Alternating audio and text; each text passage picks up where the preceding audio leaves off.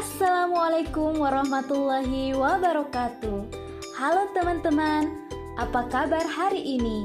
Perkenalkan, kami dari kelompok 3 yang beranggotakan Asmarita Sari SSI, Rosmiati SPD, Usnul Khotimah SPD, Emi Narti Hadis SPD, dan Desi Astika SPD.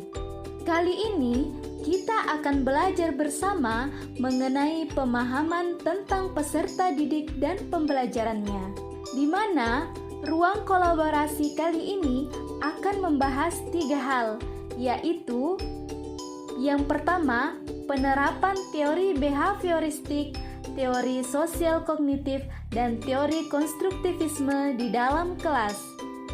Kemudian yang kedua, penjelasan model-model pembelajaran apa saja yang terbentuk berdasarkan prinsip konstruktivisme. Dan yang ketiga, yaitu meningkatkan motivasi para siswa yang ada di kelas dengan gambaran permasalahan yang ada. Yuk, langsung saja kita ke soal nomor 1. Soal nomor 1 yaitu berikan penjelasan bagaimana teori behavioristik, teori sosial kognitif, dan teori konstruktivisme di dalam kelas. Yang pertama yaitu penerapan teori behavioristik. Teori behavioristik adalah teori perubahan perilaku peserta didik sebagai hasil proses pembelajaran atau stimulus respon, di mana stimulus dalam artian berupa pemberian contoh perilaku atau motivasi, sedangkan peserta didik merespon apa yang telah guru tersebut berikan. Dari stimulus yang diberikan oleh guru tersebut, maka pengalaman yang ada mampu mengubah tingkah laku peserta didik. Contoh dari penerapan teori behavioristik, misalnya guru memberikan pembelajaran tentang penggunaan alat ukur, di mana guru menjelaskan dan mempraktikkan secara langsung, kemudian siswa diberikan kesempatan untuk melakukan praktik tersebut secara langsung. Dari praktik tersebut, siswa dapat belajar dan menjadi lebih paham mengenai penggunaan alat ukur tersebut. Penerapan teori sosial kognitif. Teori sosial kognitif adalah teori yang lebih mementingkan proses belajar daripada hasilnya. Tingkah laku seseorang ditentukan oleh persepsi serta pemahamannya tentang situasi yang berhubungan dengan tujuan pembelajaran. Implikasi dari teori kognitif dalam kegiatan pembelajaran adalah sistem diskusi.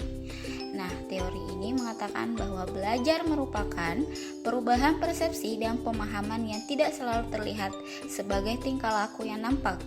Ilmu pengetahuan dibangun dalam diri seseorang melalui proses interaksi yang berkesinambungan dengan lingkungannya. Penerapan teori konstruktivisme. Teori belajar konstruktivisme adalah suatu teori pembelajaran yang beranggapan bahwa hasil belajar sebaiknya didasarkan pada pengalaman nyata dari peserta didik di dalam kehidupan sehari-hari mereka. Peserta didik belajar dengan cara menghubungkan informasi, konsep, dan rumus yang didapatkan dari sekolah dengan kehidupan nyata. Contohnya, yaitu pendidik meminta peserta didik membuat suatu rangkaian listrik sehingga peserta didik bisa membangun pengetahuan serta keterampilan berdasarkan informasi yang sudah mereka dapatkan. Berikan penjelasan model-model pembelajaran apa saja yang terbentuk berdasarkan prinsip konstruktivisme. Prinsip teori konstruktivisme mengemukakan bahwa belajar merupakan pencarian makna. Oleh sebab itu, pembelajaran harus dimulai dengan isu-isu yang mengakomodasi peserta didik untuk secara aktif mengkonstruksi makna atau membangun pengetahuannya sendiri. Kemudian, pengetahuan dibangun oleh peserta didik sendiri, murid aktif dalam pembelajaran. Guru sekedar membantu memberikan saran dan situasi agar proses pembelajaran terkonstruksi berjalan dengan lancar, atau guru sebagai fasilitator. Maka dari itu, model apa saja yang terbentuk adalah yang pertama itu model pembelajaran problem based learning, yang mana memiliki ciri-ciri penggunaan masalah kehidupan nyata sebagai sesuatu yang harus dipelajari peserta didik. Yang kedua, pendekatan pembelajaran peserta didik pada masalah autentik sehingga peserta didik dapat menyusun pengetahuannya sendiri. Dan yang ketiga itu menumbuh kembangkan keterampilan yang lebih tinggi dan memandirikan peserta didik serta meningkatkan kepercayaan diri peserta didik. Selanjutnya, sintaks model pembelajaran problem based learning. Yang pertama yaitu orientasi peserta didik pada masalah. Jadi guru menjelaskan dan memberikan motivasi. Kemudian selanjutnya menjelaskan tujuan dan perlengkapan. Kemudian mengorganisasi peserta didik.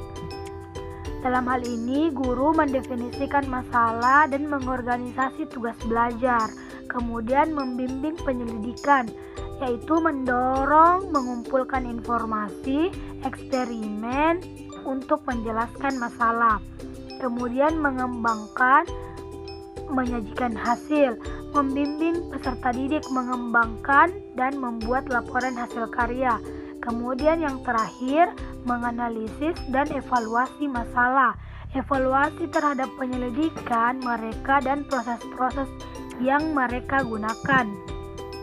Yang kedua adalah model pembelajaran inquiry, yaitu model pembelajaran inquiry adalah suatu model yang menekankan pengalaman-pengalaman belajar yang mendorong peserta didik dapat menemukan konsep-konsep dan prinsip. Terima kasih. Selanjutnya saya akan menjelaskan lanjutan dari model pembelajaran yang bersesuaian dengan teori konstruktivisme. Nah, di sini yang akan saya bahas mengenai model discovery learning.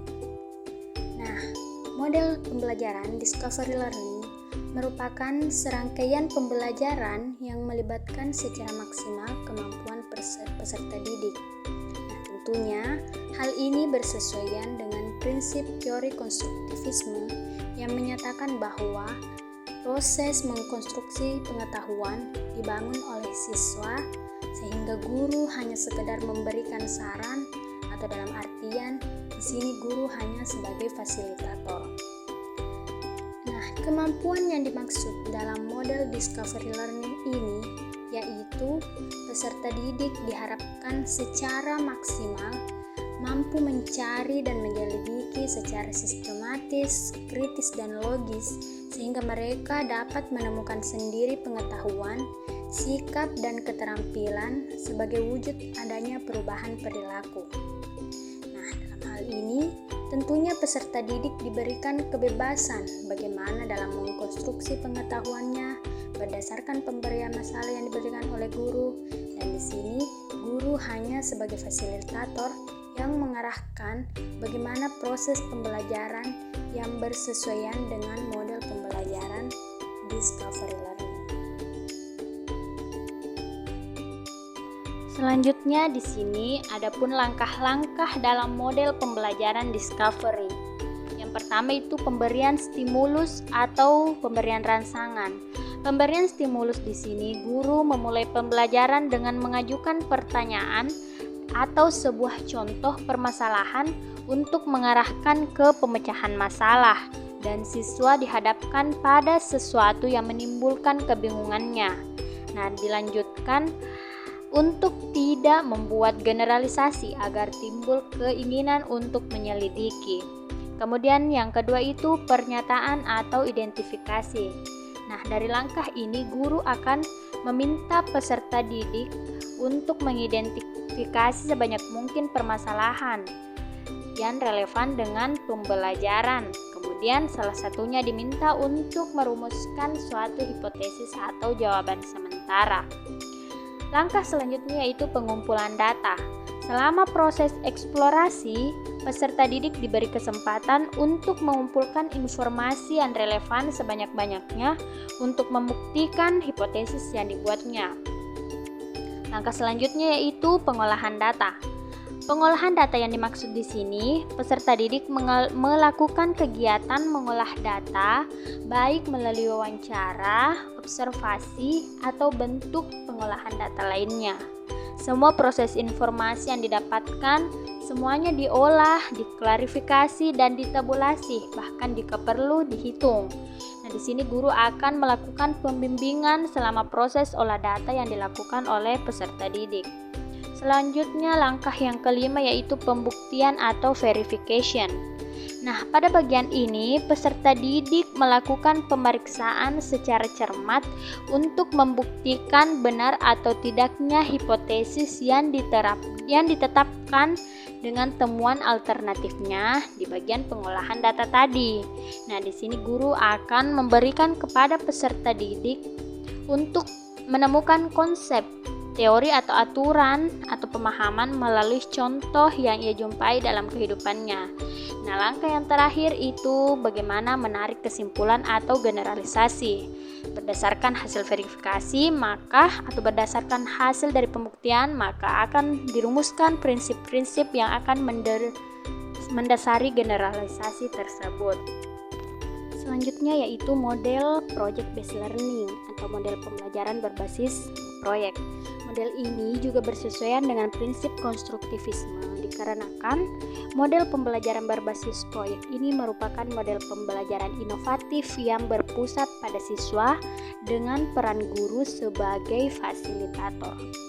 Dalam model pembelajaran ini akan digunakan proyek sebagai media dalam kegiatan pembelajaran.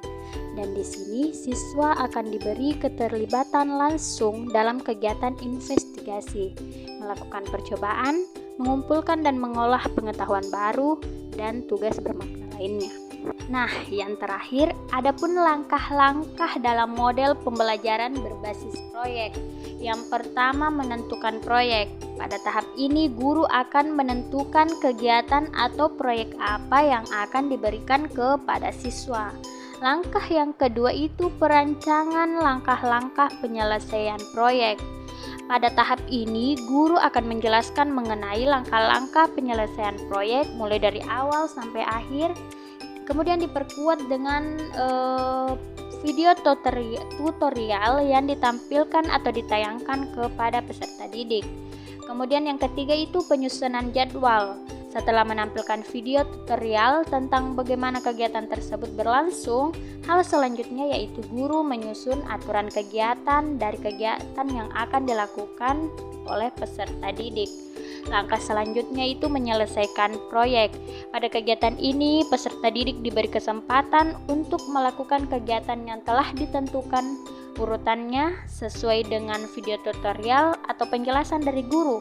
Nah, pada tahap ini guru akan mengamati semua kegiatan yang dilakukan peserta didik dan membuka kesempatan jika ada peserta didik yang bertanya atau mengalami kendala. Langkah yang kelima itu melaporkan atau presentasi proyek. Inti dari model ini, peserta didik mampu menunjukkan atau mempresentasikan hasil dari proyek yang telah dibuatnya. Dan yang terakhir, evaluasi proyek atau refleksi. Setelah melakukan presentasi proyek, maka peserta didik akan bersama-sama menemukan hal-hal yang menjadi evaluasi atau refleksi mereka mengenai sejauh mana keberhasilan mereka dalam menyelesaikan proyek. Berdasarkan hasil diskusi kelompok kami mengangkat 2 masalah belajar siswa dan cara meningkatkan motivasi belajar tersebut. Yang pertama, ada seorang peserta didik, Tania, berumur 7 tahun, memiliki kemampuan rendah dan keinginan yang rendah untuk sukses. Cara meningkatkan motivasi pada peserta didik ini yaitu dengan menggunakan media pembelajaran yang menarik, menggunakan metode demonstrasi, diskusi, dan menggunakan model pembelajaran inquiry, yang mana anak tersebut terlibat langsung dalam penyelidikan sehingga membangkitkan semangat belajarnya yang tadinya malas atau rendah kemampuannya menjadi rajin. Dalam hal ini dapat meningkatkan minat belajarnya. Kemudian, untuk meningkatkan keinginan yang rendah untuk sukses yaitu dengan memberikan penguatan-penguatan berupa kata-kata tentang pentingnya pendidikan untuk masa depannya dan meningkatkan keinginannya untuk sukses berupa ketika kamu menjadi orang sukses, kamu bisa melakukan apa saja yang tadinya belum bisa kamu lakukan. Selain itu, kamu juga bisa mengangkat derajat orang tuamu dan juga diri kamu sendiri. Teori belajar yang cocok digunakan pada masalah anak itu yaitu adalah dengan penerapan teori behavioristik. Kemudian untuk masalah kedua yaitu Robert berusia 16 tahun yang menunjukkan sedikit minat belajar di sekolah dan saat ini tinggal bersama dengan bibinya. Hal pertama yang harus dilakukan yaitu dengan mencari tahu alasan kenapa Robert memiliki sedikit minat ke sekolah, yaitu dengan mencari informasi melalui teman kelasnya atau teman terdekatnya dan juga keluarganya. Setelah mengenali masalah tersebut, guru melakukan pendekatan kepada peserta didik untuk mengenali lebih jauh karakter, kemampuan, latar belakang keluarga, serta kesulitannya dalam belajar. Biasanya, salah satu alasan peserta didik minat belajarnya kurang karena pembelajaran yang membosankan, serta peserta didik yang kurang aktif. Untuk menarik perhatian Robert, teori belajar yang digunakan yaitu teori belajar konstruktivisme, di mana peserta didik membangun pengetahuannya sendiri. Kemudian, menggunakan mode pembelajaran Project Basic Learning atau PJBL sebagai media dalam kegiatan pembelajaran dengan melibatkan peserta didik secara langsung dalam melakukan kegiatan investigasi, melakukan percobaan, mengumpulkan dan mengelola pengetahuan baru dan tugas bermakna lainnya, sehingga memberi peluang peserta didik bekerja sama secara otonom dan mengkonstruksi belajar secara mandiri, dan pada akhirnya menghasilkan suatu produk yang nantinya ditampilkan atau dipresentasikan di depan kelas. Di sini, peserta didik dalam hal ini Robert lebih aktif dan sering bekerja sama dengan teman-temannya, sehingga dapat menarik perhatian Robert untuk terus ke sekolah. Demikian penjelasan dari kami mengenai ruang kolaborasi kali ini. Terima kasih atas perhatiannya. Wassalamualaikum warahmatullahi wabarakatuh.